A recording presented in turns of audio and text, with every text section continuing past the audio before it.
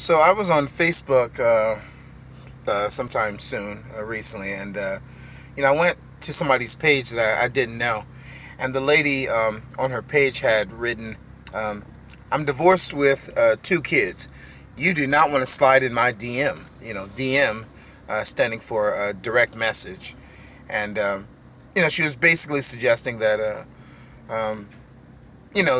she comes with a full package. So there's no guys likely interested in pursuing her or taking interest in her.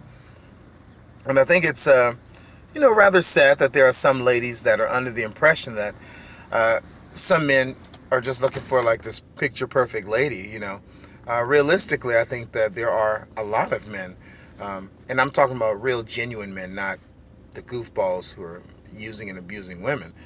But there are men who are genuinely interested in a woman, even if she has children, even if she's formally divorced, even if she, has issues with anxiety, or she's crippled, or she has special needs, or whatever else.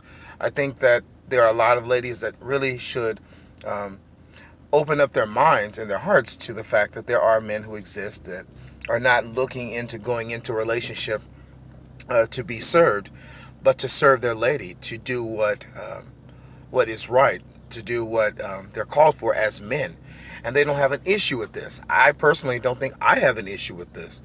And so sometimes I think there are some women that will purposefully keep themselves away from men in general, or even some men, because they think maybe they're not worthy of that guy, or maybe they don't want to complicate that guy's life.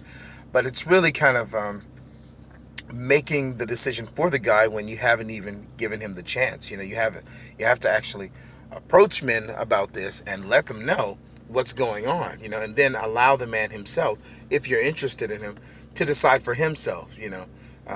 I know that it can be very difficult for people who have been in failed relationships and failed marriages to try to pick up the pieces and try to move on. But life can move on. We can go forward if we choose to. If we choose to learn from our mistakes, to learn what didn't work, and do not apply those ideas to the new relationship.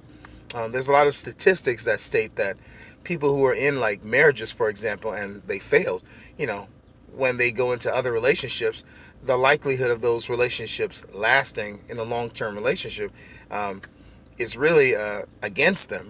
Every new relationship they get into, they're likely to not survive in that relationship as well, and not thrive because they're bringing in the same things that they brought in the other relationships.